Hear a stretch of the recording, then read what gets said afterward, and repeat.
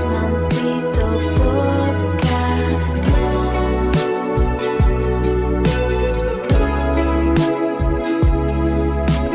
Osmancito Podcast.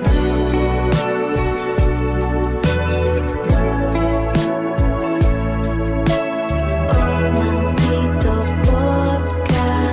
Bueno, hola a todos y bienvenidos a esta nueva inmersión a fondo. Yo soy vuestro anfitrión habitual y hoy, madre mía, hoy tenemos un tema que, estoy seguro de que a más de uno le va a dejar pensando un buen rato. Hola, ¿qué tal? Yo estoy encantada de estar aquí porque, el texto que traemos hoy es de esos que te cambian la perspectiva por completo, ¿verdad? Totalmente, o sea, es que si alguien menciona la obra de Alicia en el País de las Maravillas, pues lo automático es que la mente viaje a, no sé, imágenes de cuentos infantiles, sombreros locos. Sí, fiestas de té, conejos blancos que llegan tarde, todo eso. Exacto, sí, sí. Son elementos que están súper incrustados en la cultura popular, ¿no? Como símbolos de pura fantasía y de inocencia. Pero, ¿y si esa imagen estuviera ocultando uno de los tratados sobre el poder político, el terror y el lenguaje más brutales jamás escritos? Es que suena fuerte, pero es así. Y de eso va precisamente el material que vamos a analizar hoy. Eso es. En este análisis vamos a explorar un ensayo fascinante que se titula El bosque donde nada tiene nombre y que está basado en la obra de Lewis Carroll. La misión de hoy es descubrir cómo estos cuentos infantiles son en realidad un análisis del poder moderno. Y bueno, quien escuche esto, estoy segura de que jamás volverá a ver al gato de Cheshire o a la reina de corazones de la misma manera, porque el texto nos invita a cuestionar nuestras propias suposiciones, ¿sabes? Ya ves. Es que plantea un concepto central que te vuela la cabeza de buenas a primeras. Y es que nombrar las cosas no es describirlas, sino que nombrar las cosas es destruirlas. Tal cual. El ensayo nos dice que el lenguaje que siempre consideramos como un puente para conectarnos es en el fondo un mecanismo de control. Nos da seguridad de etiquetar el mundo, pero ese orden tiene un reverso muy oscuro. Vale, pues vamos a desgranar esto, porque no es una idea fácil de digerir así sin más. Y el ensayo no se va por las ramas con teorías abstractas, sino que coge un pasaje muy específico de A través del espejo. Sí, una escena cortísima, ¿verdad? Exacto. Dura exactamente 3 párrafos. O sea, nada. Es una escena donde Alicia camina por un bosque junto a un cervatillo. Y lo peculiar de este bosque es que nada en él tiene nombre. Nada de nada. Es un espacio, digamos, vacío de etiquetas. Eso es. Alicia ha olvidado quién es, no recuerda la palabra niña, y el cervatillo pues tampoco sabe que es un animal salvaje. Y aquí viene el momento revelador. Claro, el momento en el que te das cuenta de que en este bosque no hay miedo. Es fascinante. ¿Ves que es el único momento en toda la obra de Carroll donde el terror desaparece por completo, no? Totalmente. Al no haber nombres, pues no hay depredador ni presa. No hay jerarquías, no hay reglas. Son solo dos seres vivos en pie de igualdad. Y la conclusión es brutal. A ver, cuenta. Pues que lo que no se puede nombrar, no se puede clasificar, no se puede poseer y por lo tanto no se puede gobernar. Madre mía. Es que, a ver, imaginemos por un momento una situación mundana. Una fiesta o un evento de estos donde nadie conoce a nadie. Uf, la típica situación incómoda, sí. Sí, esa misma. El instinto automático siempre es preguntar a qué se dedica el otro, ¿no? Pedir la profesión. Claro, necesitas la etiqueta para ubicar a la persona. Exacto. Pero si en esa fiesta estuviera prohibido revelar cargos profesionales, la cosa cambiaría muchísimo. Nadie sería el director general ni el becario. De repente la gente interactuaría de forma genuinamente humana. Desaparecería toda la jerarquía de golpe. Eso es, sin jerarquías, sin esa tensión de saber quién manda. Es una sensación de libertad que se parece mucho a la de ese bosque. Me parece una analogía buenísima, la verdad, porque ilustra el reverso tenebroso de todo esto. Y el ensayo introduce aquí una idea académica que Carroll formuló en 1865. Que se dice pronto, un siglo antes que la filosofía moderna del lenguaje. Fíjate si era un visionario. Él ya planteaba que nombrar es poseer. Y para ver la versión corrupta de esto, el texto nos lleva a Humpty Dumpty. Uf, el huevo gigante. Ese personaje tiene tela. Mucha tela. Hay una conversación con Alicia donde él dice, súper arrogante, que cuando él usa una palabra significa exactamente lo que él quiere que signifique. Ni más ni menos. Exacto. Y cuando Alicia le debate si las palabras pueden significar cosas distintas, la respuesta de él es escalofriante. Sí, él dice que la cuestión es ¿quién dará la norma, verdad? Esa es la frase. ¿Quién será el amo? ¿Quién dará la norma? No es un debate de diccionario, es política pura. Quien tiene el poder moldea la realidad con el lenguaje sin tener que justificarse. O sea que, si quien da la norma tiene el poder, la pregunta lógica aquí es, ¿qué pasa cuando ese poder se vuelve invisible o se desconecta de la realidad? Ahí es donde entramos en terreno peligroso. Y esto nos lleva a la segunda parte, a la sonrisa más famosa de la literatura seguramente. El gato de Cheshire, por supuesto. Sí. Para mí es el síntoma más elegante de toda la obra de Carroll. Es un gato que desaparece poco a poco, y la sonrisa aparece antes que el gato, y se queda flotando en el aire cuando él ya se ha ido. Es una imagen súper inquietante, si lo piensas. Muchísimo. Y claro, Alicia se queda ahí mirando una sonrisa sin rostro. No hay explicación lógica en el libro. Lo fascinante aquí es cómo el ensayo interpreta esto. Nos dice que esa sonrisa es la imagen perfecta del lenguaje sin referente. A ver, explícanos un poco más esto del referente para que nos quede claro a todos. Sí, claro. Es la representación de un poder que sigue funcionando como un procedimiento vacío. El contenido, el gato, ha desaparecido, pero el mandato, la sonrisa, se sigue ejecutando de forma mecánica. O sea, una regla que ya no sirve para nada, pero se sigue cumpliendo. Exacto. Es el fósil del poder, digamos. Pues, a ver, esto me recuerda muchísimo a algo súper cotidiano. ¿No es esto exactamente igual que la burocracia moderna? Uy, totalmente. Sí, sí, sí. Es que pensemos en instituciones o empresas, con formularios interminables o reuniones que se repiten cada semana. Donde nadie sabe ya ni por qué se hacen, ¿no? Eso es. Vas, preguntas para qué sirve este sello o este papel, y nadie se acuerda. Pero el sistema sigue ejecutándose mecánicamente en el vacío. Son sonrisas sin gato, literalmente. Exactamente. Sonrisa sin gato. Es una locura cómo encaja. Y luego el ensayo salta otra cosa que me dejó, bueno, dándole vueltas un buen rato. El tema de los mapas. Ah, el mapa en blanco en la caza del Snark. Es brillante. Sí, para contextualizar un poco, el Snark es un poema épico de Carroll. Y hay una escena donde la tripulación de un barco celebra que tienen el mejor mapa marítimo del mundo. Y el chiste es que es un mapa que está completamente en blanco.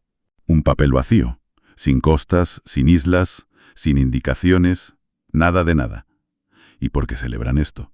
Pues porque como Carroll era matemático, sabía perfectamente que un mapa falso, un mapa que miente, mata a los marineros.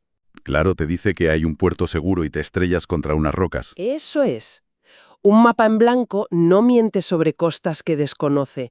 Es la única carta náutica honesta, porque no impone etiquetas falsas a la realidad. Y aquí es donde la cosa se pone realmente interesante, ¿sabes?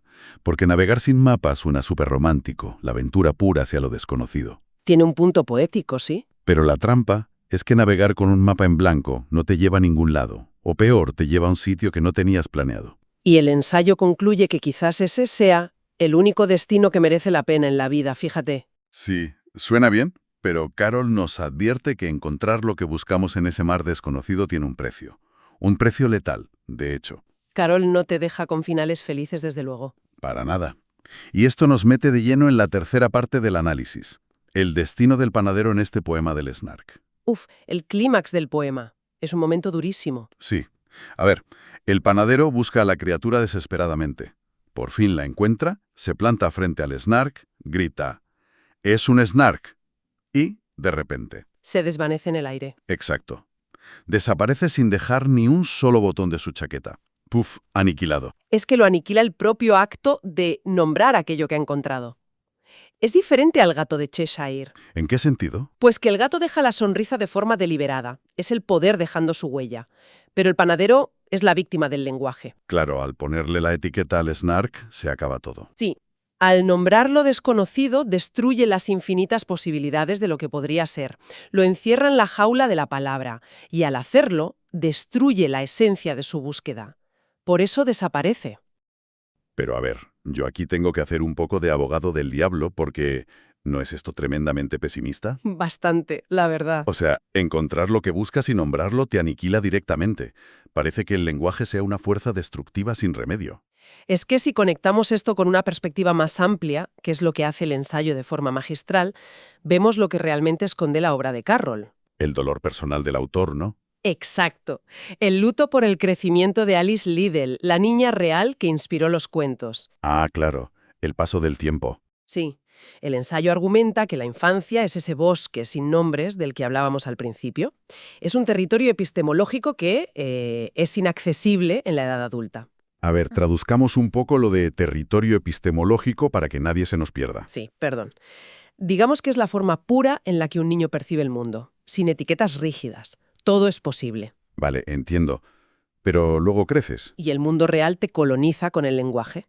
Tienes que aprender nombres, reglas, jerarquías, y con ese lenguaje pues llega el poder y llega el miedo. Es que es brutal.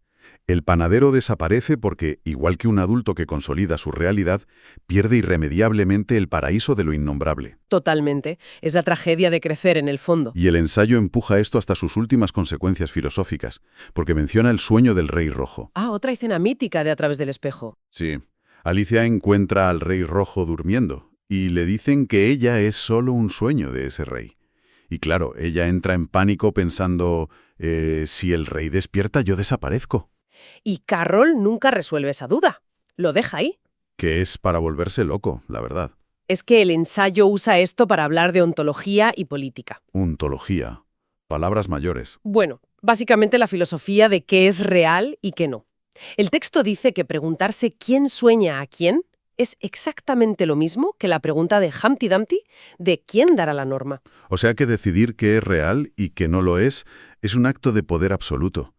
El que tiene el poder dicta la realidad. Exactamente. El que sueña es el que manda. Madre mía.